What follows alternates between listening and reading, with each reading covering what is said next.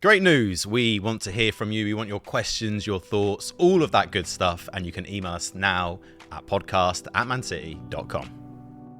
Obviously, I'll call him Dad every now and again, obviously, but yeah, it's just a habit of nature now. I just call him Vic because that's all we did. Does it feel weird calling him Dad now? Nah, it never feels weird. He is coach. Your coach, Coach, yeah. Sometimes he's got a whistle on at home. Like, what are you doing with that whistle on? Palms start sweating. I've not got my boots. Yeah, literally. It's Christmas. The official Manchester City podcast. Watch the full video version of this show via City Plus now. Well, Marcus, welcome to the official Manchester City podcast. How does it feel to be on? Obviously, you might have seen your teammates doing the same. How does it feel to be on and Saturday? Yeah, no, it's great. It's great. Obviously, I've seen a few of the lads do it, so it's nice to finally be in the studio and be here. So, you've been at City now for two and a half, 3 months. How's it been sort of moving to Manchester, moving to the club? How's that sort of been so far? Yeah, no, it's been great. Obviously a big transition from London. Sort of first time sort of moved really sort of north of the country for a short period of time and that. So it's been good. Like I think the most amazing thing is the lads, the way they've sort of welcomed me and the staff up here. Everyone's sort of so friendly and so welcoming. So yeah, everyone's sort of done so much for sort of me and the family and that. So it's been great. It's been a pretty easy transition, and obviously results have been pretty good, obviously, last few weeks and stuff. So yeah, no, it's great, and it's obviously it's starting to feel sort of like home really. So yeah, really well settled. Yeah, you came in like just before the Club World Cup. Do you think that helped, like joining the team and then being like whisked straight off to America? You're all together in a hotel, like close proximity. Do you think that made the transition quicker? For sure. Like when sort of me and my agent and that we're obviously talking with the club representatives and stuff, I said to my agent, like this would be like major key to get this done before America. Just because I think when you go away with the lads, you know, there's nothing like sort of team bonding when you're away. Hotels, like, you know, you're forced to sit and talk and you know, whatever, go for coffee and whatnot. Yeah, being in America was great. Sort of being away with the lads, a bit of golf and stuff, obviously training, obviously, and working hard. But yeah, that downtime of getting to know each other and bonding was worked out perfectly. So yeah, it was great to get it done before America. There were a few of you who'd signed before the Club World Cup. Did that even help even further, knowing you weren't just the only new one, that there are some new faces as well, experiencing the things that you were for the first time too? Yeah, no, definitely. I think there was 4 of us, I think, that had signed just before. So it was great to sort of obviously not be the only one. But you know, football's kind of like that, and sort of any job in the world's like that. You know, you've always got to dive in the deep end when you first, you know, join a new job and you meet new people, and sometimes you go somewhere and you don't know anyone. You're starting fresh, and I think I only really knew Stonesy, and I knew Cover, but Cover was still here, I think, sort of doing his rehab. So I only really knew Stonesy at the time, but you know, Steph was great, took me under his wing, and obviously when Eddie was here at the start, and to be honest, everyone's been ledge. It made it really easy, and I felt really comfortable really quickly. So yeah, it was really good. Yeah, it's so funny that you say like it's like any other job, but I'm just thinking, like, I was there for your first training session. You guys were like put out to the press straight away, and it's like everyone's like, "Oh, how is it?" And it's like, "Well, I landed an hour ago. I've trained, and I'm talking to you." And everyone's like, "So how you settling in?" You're like, "Oh, don't know. Like, I've just been here the same amount of time as you guys." Yeah, like, it's so true. quick. It is true. I think when you're getting your medical done, I think like you can ask any player, like one of the worst parts of signing for someone new or renewing a contract is doing your medical. You know, you're in there for like 4, 5, 6 hours sometimes, and then you come straight out, and then you're either meant to train maybe that afternoon or the next day, and you know, your head's all over the place, you're frazzled, your phone's going mental because it's probably just been announced or whatever, obviously before training. So yeah, definitely a few headaches the first few days of just trying to just not reply to everyone's messages. But I think by the time I got back from America, I think I replied to everyone. But yeah, no, it's definitely carnage when you get chucked straight in, and obviously you just expect everything. But like I said, it is like any other job, you know. It's you go, you meet new people like you've never met before, and speak different languages, come from different cultures and stuff like that. So but yeah, it's great to be here, and like I said earlier, the lads have been top drawer. And what we do on every podcast when it's your first taste of it is going back to the start. We kind of want to go there and build to where you are now. So what are your sort of earliest memories of football? Was it always in goal? You played? What were those sort of early sort of moments like? Yeah, definitely in goal. My dad was a goalie coach, so I was very fortunate enough to have him sort of teaching me pretty early on, to be honest. From I can't really remember at an age that I wasn't coming home from school and going in the garden. My dad was volleying balls at me and stuff.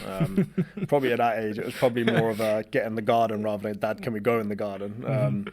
But no, it was great. It was something that I can't take for granted, because not many kids growing up get to have a dad that's been around football and involved in football. And he was at Crystal Palace at the time, sort of goalkeeping coach and stuff. So the fact that I look back now, being a father myself and knowing that he probably came home from work and then still had the energy and the desire to then take me into the garden and sort of try and give me techniques and try and teach me goalkeeping skills at that early age, when probably I don't know how high, and probably couldn't jump, probably couldn't catch the ball at the time, but he still managed to find the time and energy to do it. When I think back to it now, it's incredible. And my granddad loved football as well, so he would always take me to training and stuff when I was sort of probably under nines at Crystal Palace was where I first started at the academy there. So yeah, it was a when I think back to it, it's just football your whole life, and it's kind of just all a bit of a blur. But yeah, it's like amazing memories to think like I've been able to do it for that long. What kind of coach, teacher was your dad like? Was he harsh on you? Oh, he was hard. Yeah. We still speak about it now. Yeah. But I think for him, that was his way of preparing me for what the football world is. The football world, it can be a brutal place sometimes. And, especially, you see people like myself or wherever, all the lads on podcasts, but for every one or two people that come from an age group, there's also, 15, 16, 20 lads that drop out of age groups and unfortunately don't make it. So I think my dad was always very conscious of that, and he wanted me to make it, and he was trying to prepare me for that. And that was an insight that I'm so thankful to have, because, like I said, not many parents probably know that and probably get into that when their kids either join academies and stuff. It is a really difficult industry to become a professional in. There's so much competition and so many good players and stuff now. So going back to the actual question, he was hard as nails. He never gave me a day off. And then when I moved from Crystal Palace to Fulham, he was also goalie coach at Fulham at the time. So he's my goalie coach sort of from the age of when I left school, so 16 to like 21s. Right. No, sorry, a little bit less.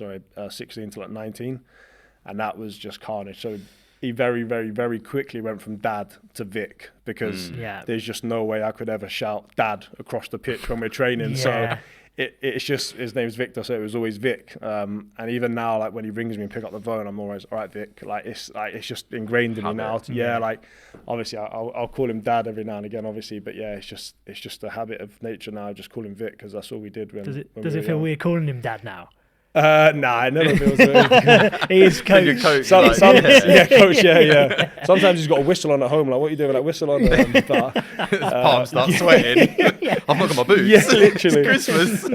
Going back to Christmas time, but no, it's like to have that, to look back now and have their memories. Like I said, especially now, like my father now, it's like it's amazing to have that, and I think it's probably only something now that I'm coming towards like my end of career and stuff like that, and I look back at it now and I think like it's special for both of us to have had their memories. But yeah, at the time there was a lot of sat in the back seat away from coming home from games, and he was driving.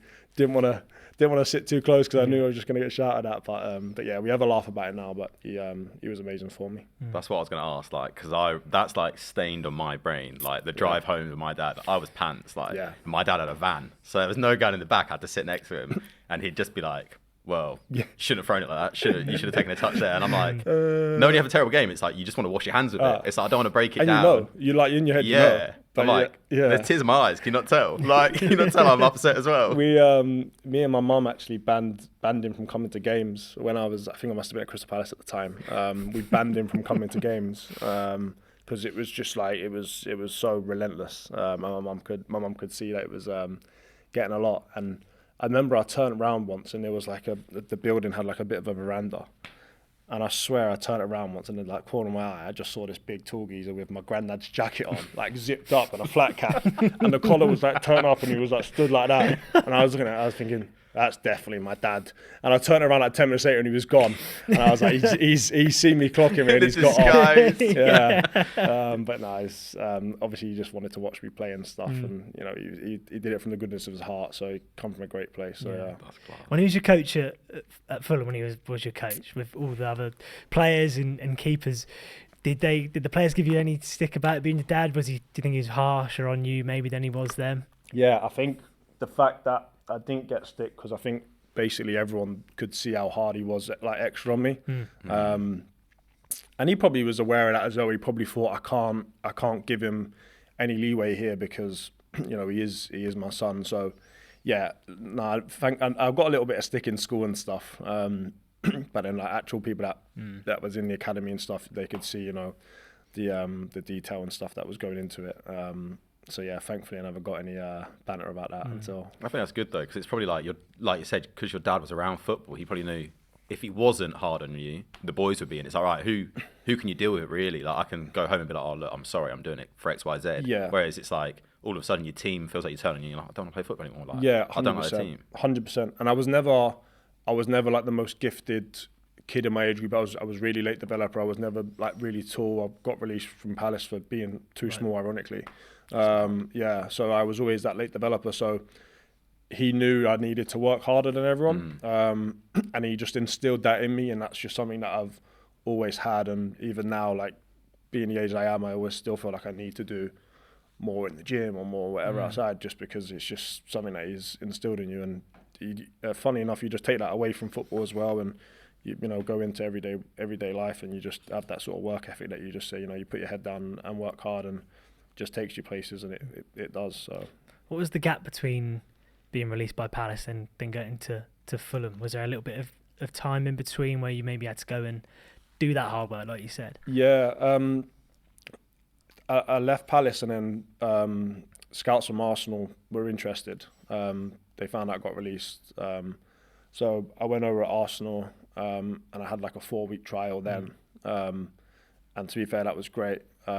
They wanted to sign me, but to get from South London to where we was to Arsenal, like I spoke about earlier, like my granddad was driving, it's probably only like a 15-mile drive, but to do that across central London after school at 5:30, 6 o'clock, it could take 2 hours sometimes. So it just never worked out. So they did want to sign me, but my dad obviously had just moved to Fulham, and I think John Murter at the time was there. So he said, come down, have a trial here. He wasn't my goalie coach at the time. It was somebody else, but he was a bit higher up. But yeah, Fulham worked out pretty well, and yeah, it was a great club to join. It was a really good academy. You were there best part of 15 years. Obviously, various loans out, but it's a long time, isn't it? Like, yeah, I love my time at Fulham. I think I probably got some of my best memories there, and definitely had some of my best moments in my career there. It's a club that's always been pretty close to my heart. My dad worked there, like I said, my sister worked there, and I spent obviously a long time there. And yeah, it's a great club. It's filled with a lot of great people, and it's always a nice feeling going back there whenever you sort of play there or travel there. So yeah, loved Fulham, loved my time there. Great academy, great club, and yeah, I'm sure they'll do well again this season. What was the season? Was it when you got promoted via the playoffs, when that was really your own? So like that season, what was that like for you? You were the number one, and then it led to promotion as well at Wembley. It feels like quite the story to get to that point and achieve that. It was. It's funny because you have to kind of go back a few years before, and I had a big knee injury, which kept me out for basically the whole season, and I managed to get back the last 5-6 games. Yeah, it was a really big injury. Got back, and then that end of the season played really well, but then they bought David Button in the summer. So Butts came in, and then he started the season, and I kind of had to sit and wait really for my turn. And I think I got in the last 8 games, and we managed to just sneak into the playoffs. We lost to Reading in the playoffs semi-final, but that was devastating that we lost. And then the next season, again, I was tipped to start. I played the last pre-season friendly, and the last pre-season friendly in the first half, I did my quad. Right. So it was just terrible timing. The season was about to start. I was going to start, and yeah, then Butts played really well, and I never really got back in until just before Christmas. And then we played Sunderland away, and Sunderland at the time, it was just when they were just got relegated, or the season before, and they hadn't won at home for, you'd have to go and find the stat, but Get the numbers. yeah, if you Google it will come up, because it was a big thing. They hadn't won at home for like a good amount of games, or like there was a certain amount of minutes that they hadn't scored or something like that. And we had our Christmas do planned out in Newcastle after the game.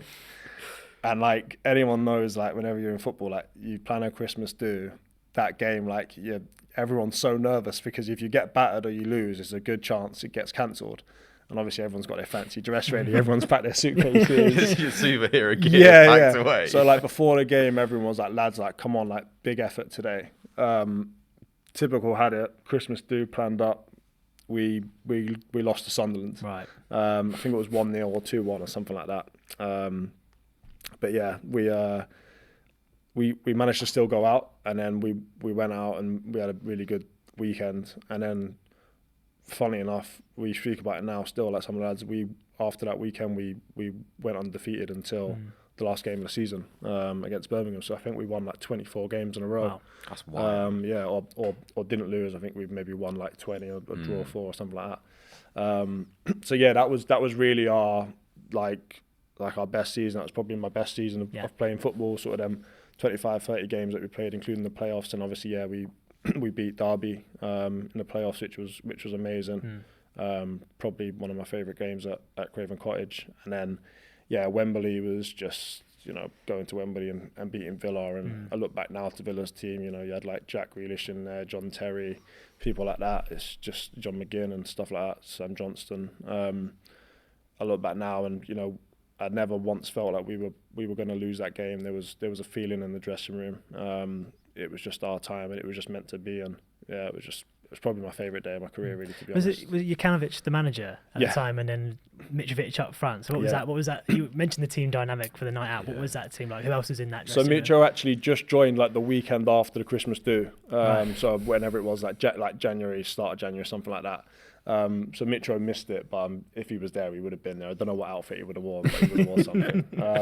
But yeah, Jokanovic was the gaffer, and yeah, we just had a good day out in a night out, in Newcastle afterwards, and then Sunday was just typical day at the office with fancy dress, everyone dressed in different outfits and stuff like that. Nice. And then obviously promotion to the Premier League. I was just, again, looking at the games. I think you played 7 of the first 9 Prem games. That included a 3-0 loss at City. Yeah. Do you remember much about from that game playing it? Was it at Etihad that game? Yeah. To be honest, it was probably the best game that I played. We lost 3-0, but I mean, that was one of Pep's like super teams, wasn't it? 2018-19. So it was like another 97, 8 points. It's really funny because we had just come up from the Championship and we played really good football in the Championship. That was our DNA under Jokanovic. It was really good football. We had Timrian playing centre back and he was really good. And obviously Tom Kearney and Ken McDonald, Steffi Hansen and Mitrovic up top. So our DNA was playing football. And like I look back now, and obviously it's a little bit delusional, but we were really confident coming to the Etihad. Like we were like, we're going to go there and play our footy. And I think the kickoff happened. We played really nice little pattern of play, and we got a corner from it. And I was like, yeah, I knew we were going to play well here. Like you could just feel it. Corner come in, broke from the corner, went up the other end, and I think Leroy Sané tapped in. I think you lot were 1-0 up like within 2 minutes, and I was like, "Oh, that team was inevitable though." Like Aguero, Sterling, Sané, watching them was because that was the season where they lost to Newcastle in like the New Year's, and then just didn't lose. And it was like unstoppable. I remember I was working on social media. And I didn't know what to do if we lost. Like we didn't lose a game. Till like the next season, and I had to like ring my manager and be like, "What's the protocol?" Because I've never lost it. And it's just wild to think of. Like, it's just unbelievable. Even the depth of it, like the subs that they had that season was incredible. But yeah, it's when I look back now, I think the fact that I thought we had a chance that had away, a bit delusional, but yeah, it was good. I think you've got to be like that though, right? You can't be like, oh, we're going to get turned over. Yeah, you got to play in that way and the confidence from winning. Yeah, those games that was well. us. Yeah, and to be fair, we like I said, the 7-8 games that I did play or whatever it was, it was actually funny because there's periods in your career when you feel like you deserve to be dropped, and you feel like there's probably times when you're probably not playing your best. And probably when I think back to the time I had at Middlesbrough, that was probably about right. But it's funny when I think back to them Prem games, I was actually playing really well. But problem was we was a newly promoted team. We just spent 150 million, and that was like a big deal at the time. Like if you spend 150 million, Fulham like chucked all that money into it, and we were meant to, be competing. Like a bit silly at the time, but because it's such a hard league to stay up. Like I mean, it's I think people have noticed that the last few years, like newly promoted teams, it's a real struggle to stay up. So yeah, we won the first couple of games. I think we drew or something like that, Brighton away and stuff like that. And then, obviously, kind of it sort of dropped me at the time, which probably at the time I probably didn't feel was the right decision. But that's football. You take the rough with the smooth. And but yeah, it was still a really good experience. Them sort of 7-8 games that I played. Yeah, going to jump forward a bit now, but obviously you've then totaled over 100 games with Fulham. As you said, you've been there 15 years. From when you made that decision, maybe to go out on loan to Middlesbrough. How hard was that to make that call? Was it at the time a thought of game time back in the Championship, or did that almost feel like that was the end of your time at Fulham? It wasn't a hard decision to make because we just got promoted, so that was the second. Like we got relegated and then we got promoted again. So Marek Rodak played that season, getting promoted, and he played really well. So we got promoted, and then I think Scotty Parker was manager at the time, and I said to Scotty, I understand, obviously, Marek's probably going to be playing, but if you're going to bring somebody else in, because just typical Fulham, they had that feeling of sometimes they needed to bring players in when they first got promoted. So I had a feeling that they were going to bring a goalie in and kind of do what they did to me the season before, similar to Marek. and Scotty was open with me, and he was like, we are trying to bring somebody else in. So I said, if that happens, that puts me down to third choice, and I don't want to be third choice right now in my career. I was still at a pretty good young age, and I felt like I was effective for a team. So I think they brought in Areola maybe at the time.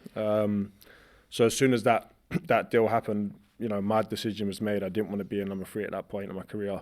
And Middlesbrough came up, and Warnock was the manager at the time. Obviously, got a great record and get promoted. So yeah, it was a pretty easy decision to make, and it happened really quick. To be honest, I think I got told about Areola coming in on, say, the Wednesday or whatever, and by the Friday I was up in Middlesbrough signing. So yeah, it happened really quick. And Warnock was the manager that signed you for Middlesbrough. Obviously, a legend of EFL football. What was he like as a manager? Was he did he have the same persona that we see in the media? Is he that kind of guy on and off the yeah, pitch? He is. Yeah, he is exactly like that in the media. Good guy. Obviously, had a great career in terms of getting promoted and stuff like that. A real sort of man manager. Can sort of sense somebody's personality, and he was good. And obviously, I think it lasted maybe a season after that. Maybe they had another good go. But yeah, it was a good season. I enjoyed it. When I look back now, I probably didn't play my best football. It was probably like my worst season that I played. But like I said, I think I just had an operation just in that summer, and I was probably really feeling sort of the effects still from the operation. But yeah, I enjoyed my time at Middlesbrough. Great club, great people. But in terms of on the field stuff, it was not great. But then at the end of that season, is that when the move to Chelsea from Fulham happened? So how does that almost happen? How do the moves like that materialise? When did you get the call from Chelsea? What was their first sort of interactions with you? Yeah, so it was. I think the season after Borough was still sort of that COVID time, so it was quite a weird. It was quite a weird time. Just for, every job. And then I think I come home, and then it was Peter Cech actually. He actually rang. He actually rang my dad, just from obviously goalkeeping circles and knowing what. That's so wild, by the way. It is weird. It is weird. Who's on the phone, Dad? Yeah. It is quite weird. So then when my dad rang me, and he was like, I just had Peter Cech on the phone. I was like, you what? And he was like, yeah, you just had Peter Cech on the phone. Yeah. Yeah. And I was like, all right, what's he want? Yeah, and then it kind of come out of the blue, kind of like that, really. And that was more of a decision to make. So like I said, the Middlesbrough one was an easy fix. It was, it was done. I was going to go and play. Whereas this was a career change in a sense. I know it sounds silly, but it's a very career change thing. You're going from potentially playing, going back to either the Championship, or abroad somewhere to play, or you go into Chelsea to be third choice. You're not playing. So that was more of a decision to make.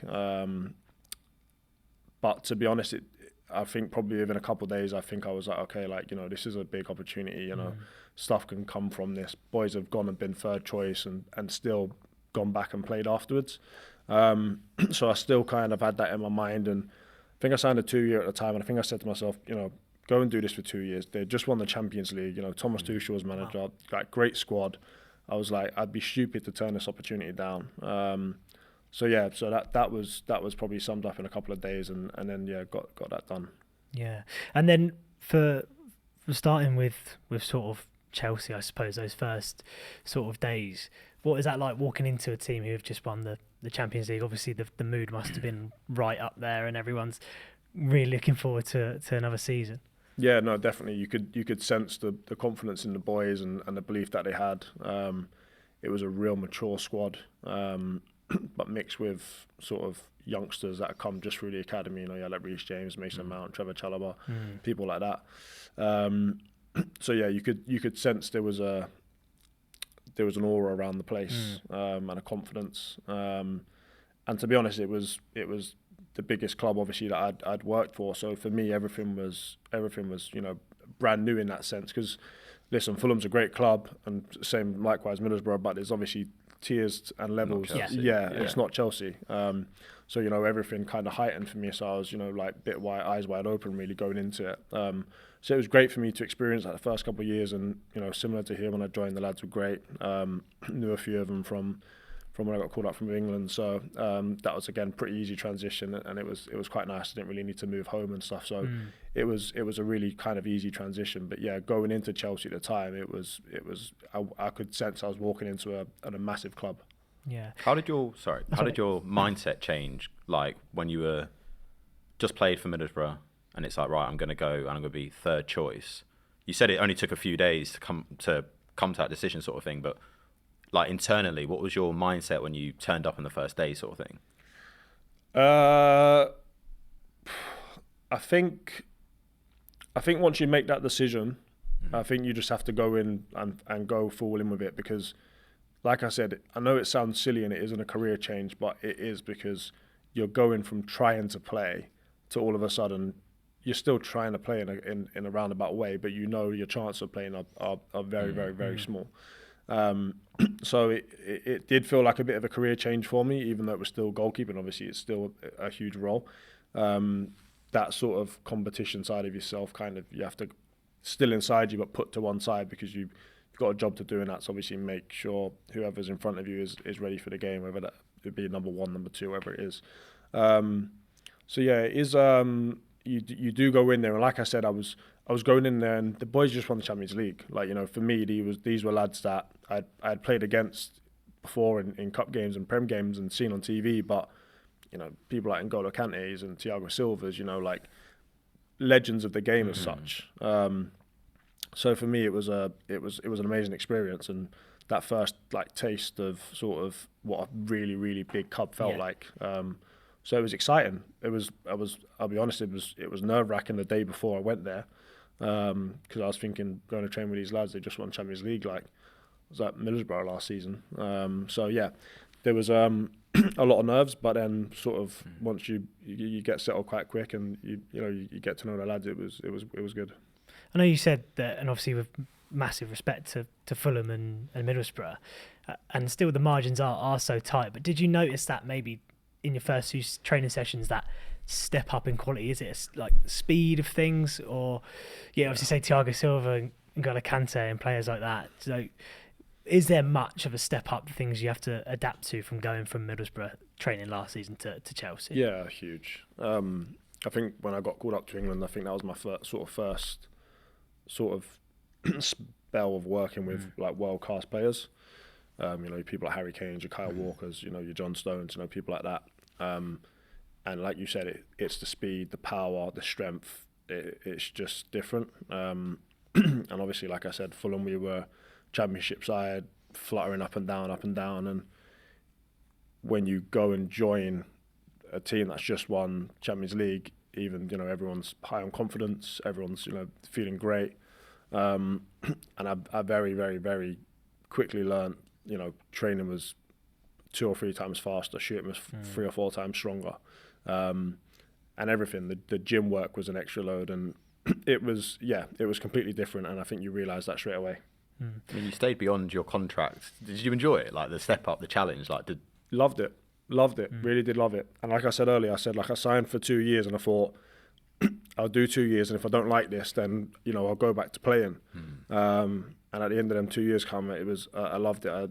You know, sort of Hilario at the time, and Ben Roberts was goalie coach, and Thomas Tuchel had left, and Graham Potter was manager. And, you know, I think whenever a new owner takes over a business, not just in football, there's always a transition period. And I saw the transition period happen at Chelsea, and you know, Enzo's doing a great job there, and they've obviously got a really good young squad and stuff. So good luck to him. But yes, I really enjoyed my time at there. Before we move on from Chelsea and looking at the move to City, I just leads nicely actually what you said there in terms of the change, because the new owners came in and obviously there was a lot of change. So obviously I've just put your managers now here. So Tuchel was there, Potter came in, Lampard interim to the end of the season, Pochettino and Maresca. They're all massive names in their own right. Obviously I don't know them personally, but they all seem like different characters and different styles of play. So going through those changes, and obviously would they have brought their own keeper coaches in? Was there one who kind of stayed throughout? Obviously with that change in styles and managers and what they want, how hard is that for players to maybe adapt to during that period? Yeah, definitely. Hilario was goalie coach for a lot of that, and then Ben Roberts kind of came in with Graham Potter, and then when Pochettino came in, he brought his own goalie coach in as well, and then when Enzo came in, he brought a different goalie coach. So I think maybe I might have had sort of 4 or 5 goalkeeping coaches during that 4-year spell. And I think goalkeeping is such a specific position. It's very technical. You know, people always say, the goalkeeping union, they stick together, and we stick together because I know it sounds silly, and unless you've really been in that position and you've seen what's happening in the game, it's very easy to say, why doesn't he just dive for that and, you know, touch around the post? And it's should go down there. Have you seen how big a goal is? People don't realise sometimes how big a goal is, like a full-size goal. So I think that's why, obviously, you know, goalkeepers defend each other, because we see the game differently, and we see what can happen if this happens and that happens, and it's, you know, I won't go into it, otherwise, you know, you always get people, you know, say just keep the water back of the net. But yeah, goalkeeping's technical, and when a goalkeeping coach comes in, every goalkeeping coach has got their own beliefs and a system and techniques of how he likes to do it, and it's very sort of country based. You know, German, Italian, and Spanish is all very different, and obviously English is very different as well. So listen, as a goalkeeper, you've got to adapt. You've got to obviously try and take little bits of every coach that you get, and it's great because you learn different techniques, you learn different styles, and at the end of it you become a better goalkeeper. And that's just part of learning, that's just part of being coached. You know, I think whatever age you are, you've always got to be open to being coached and open to, you know, seeing the game differently and trying new things and different techniques and stuff like that. And I think if you can do that, you end up having a pretty good career, and that's all I've kind of tried to do sort of throughout my career, is whatever goalkeeping coach I've trained with and whatever goalkeepers that I've worked with, and I've been really blessed to work with some great goalkeepers, is just try and take as much as you can from them and go with that. But like you said, like different managers come in as well. They have their own ways of doing things, and everyone's different. And again, I've been blessed to work with some elite level managers. With the goalkeeping coaches, you said like different styles, different nations. Was there any styles that like you turned up in training, did the first one, you're like, I love this. Like this could be a bit of me. Yeah, there is always there's lots. You know, I think as you get older, you've kind of had someone from every sort of place in the world to sort of coach you. But yeah, when you're young, you're taught one way of goalkeeping, and all of a sudden, I remember when I first got my first Spanish goalkeeping coach, and I was maybe like 19 at Fulham, 19, 20. I was like, what is this? Like, this is all over, Gaff. This is everything that I've never been taught before, and that's something that you need to try and manage. And it probably happens now to like a lot of young goalkeepers when they're coming through and they get different goalkeeping coaches, and it's completely different to what they've been used to. But yeah, again, like I said, you've got to be coachable. You've got to be able to try and take as much on board as you possibly can. And like I said, if you can do that as a young goalkeeper, then it's only going to benefit you. The being coachable, as you said there, is that almost something that you've had to learn going in as the third choice at Chelsea? Because like you say, it's almost also the role is like driving the standards as well, and obviously being adaptable to what those new coaches want. Is that something that you maybe obviously always had, but maybe realised the importance of more maybe when you went to Chelsea? Yeah, definitely. And I think as well, like like you said, it kind of goes back to that step up, like going from a step up from sort of Fulham, Middlesbrough to then Chelsea. Like, you're working with elite level coaches, whether that be goalkeeping coaches or managers or coaches in general. It's a step up, and so are the coaches, so are the members of staff. So when you go to somewhere, of course, I'm going to be, fully open to trying to learn everything that I possibly can, because these are some of the best coaches in the world. So that's a pretty easy thing to do, especially when you make the step up. You're fully open to that and learning. And then going back then obviously to the summer, the move from Chelsea to City, who was on the phone to your dad this time? Was it Joe Hart? Was it Edison? Shay Gibbon. Yeah. Sadly, my old man don't know too many people up north. But yeah, that one did come out the blue. I knew going into the end of the season that I probably wasn't going to be staying. And we had, I think, the Europa Conference final in Poland. And I knew, even though the club hadn't let me know, I knew that was going to be sort of my last game and stuff like that. So I was kind of going into the summer knowing that would be a free agent. And my agent at the time, he said, City might be there if Scotty's thinking about retiring and stuff like that. So yeah, it was when he told me that, again, it was not even a question. It wasn't even need to think. It kind of, I just was like, go full throttle with that. Like if I can get that role and sort of try and do as well as Scotty Carson's done the last sort of 4, 5, 6 years, whatever it's been, that's what I want to do. So I told my agent, don't look at anything else. Push with that and see what can happen, because like I said, I think in Fozzie's podcast last week, Chelsea was a step up. I didn't really think there was many places else to go, but coming here and what I've seen in the last few months, it's even then it's a step up from where I've just come from Chelsea, and I think that's saying a lot.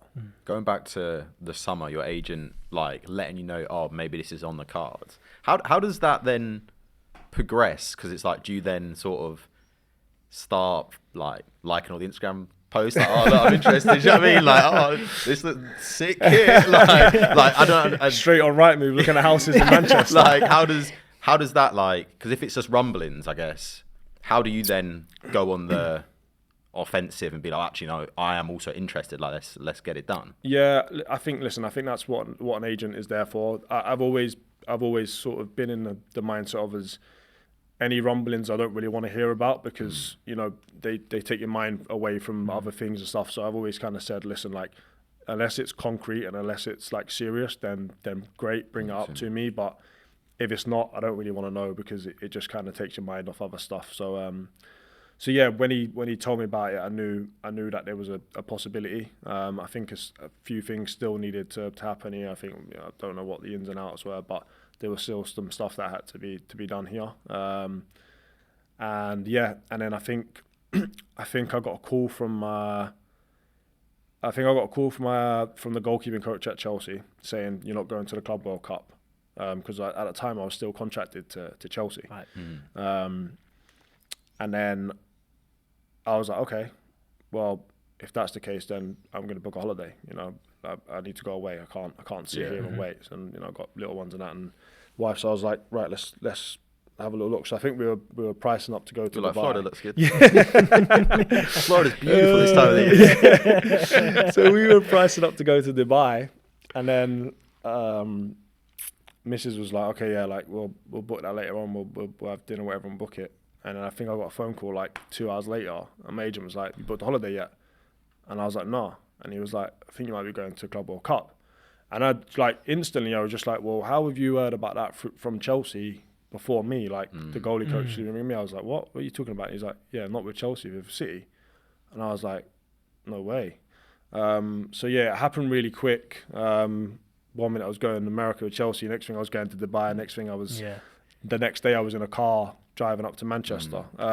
So it happened super quick. And like I said earlier, like I said to him, listen, like I think there was, I can't remember what it was, but there was a deadline to get it done before America, otherwise you couldn't do it. I think like João Pedro signed after that deadline. So there was like a soft transfer window. Yeah, exactly. And I think it was after semis or quarters they could join again.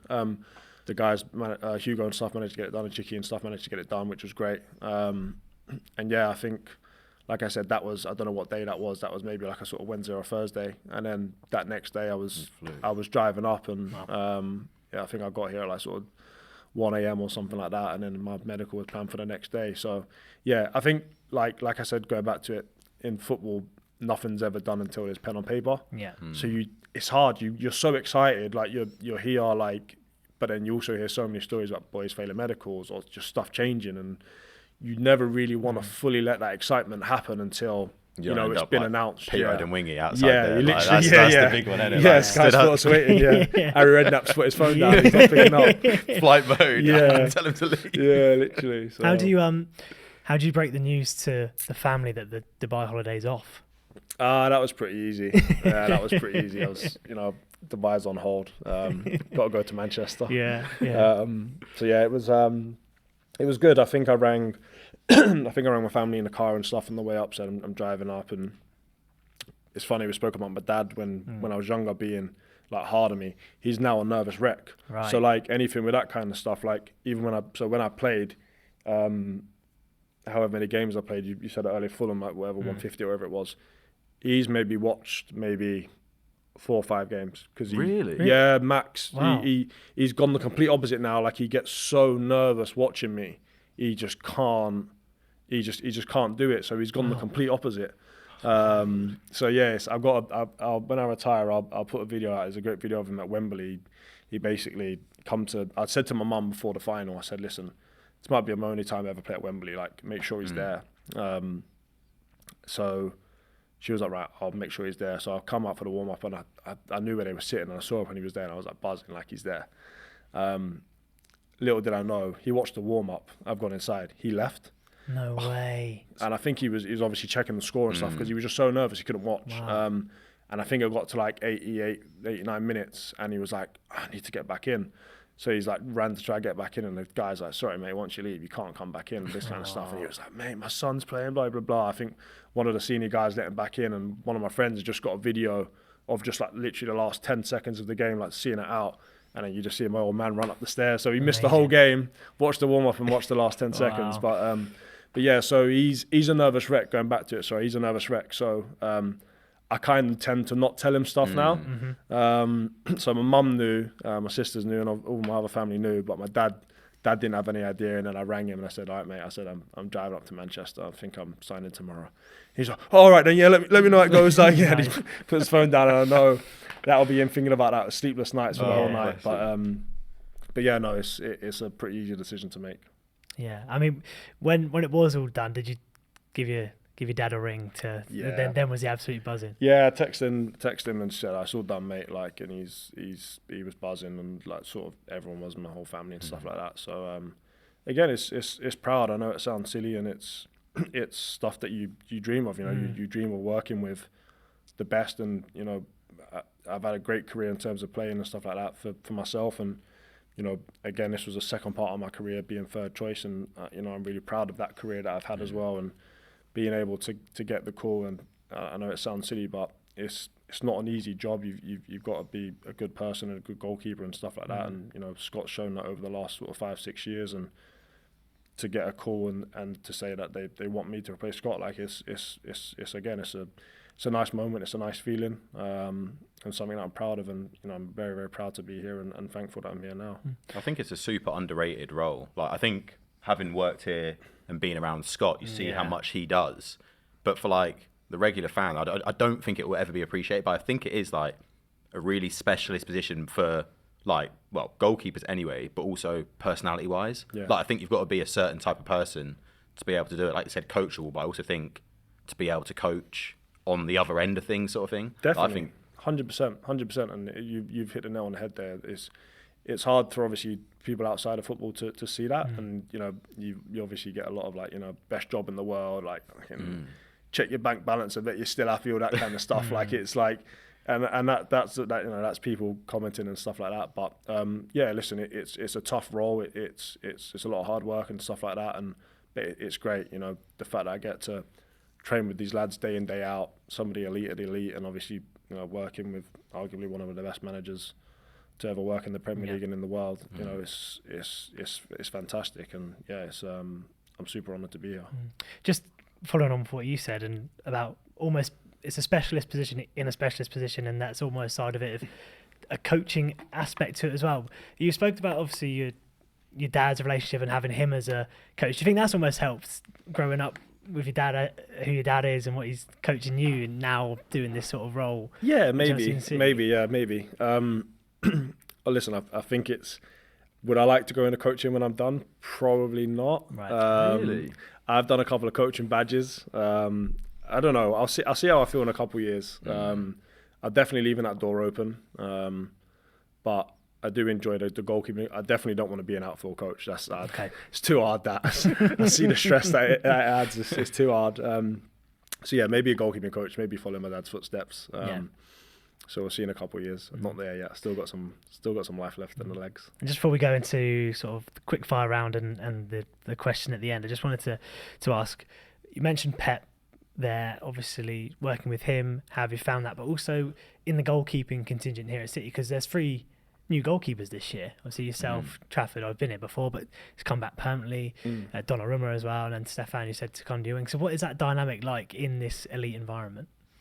Yeah, no, it was obviously when I first joined, obviously Steph and Eddie were here and we was in America, and there probably wasn't much sort of happening on that front. And obviously after America, it kind of came out the blue and stuff. And obviously Gigio coming in, and obviously they signed Traff. So it was obviously a lot in the summer. Probably something that's probably not happened at City for a good few years, because Eddie's been here for a long time and Steph's been here for a good few years as well. So everything's been pretty consistent, I guess, whereas obviously this year was a big turnaround. But listen, it's great, and we're all new. You know, me obviously, like you said, Traff's obviously been here before and stuff, but me, Traff, and Gigio, we're all learning Shabby's new techniques and learning new stuff from the gaffer that, you know, we've obviously not done before. And you know, Steph's been a big help in that as well. You know, guiding everyone and helping everyone, because obviously he's been here for the last few years and seen that. So listen, we've got a really good training group. We're all really professional, and you know, whoever plays on the weekend or midweek, you know, we're all there to support. And I think that just goes to show, you know, the group that you have as people, not just goalkeepers but people, you know, to support each other like that. And you know, everyone puts the goalies in that weird bracket, but a lot of people in football will normally say, the goalies are always like some of the good guys, and you know, it is, you know, to be a goalkeeper, you're a good guy, and like I said, it goes to show when you've got a good goalkeeping group that we've got here. Absolutely. Right, now on to the quick fire round. So we've got a few questions. Liam, do you want to do? Yes, I'll go first. Okay.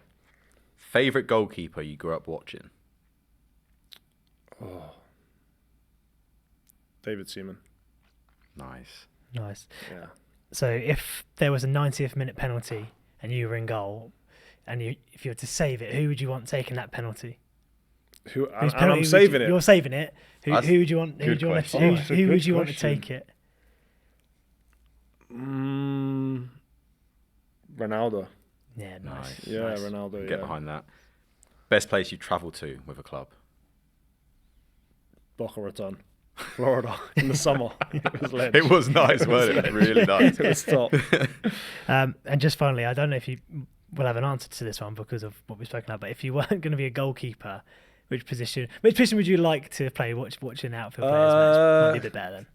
I'm so slow. I don't think I could have played anywhere else. But if I had to pick, I'll probably say like a centre back or something. Yeah. Okay. Don't mind putting my body on the line. Yeah.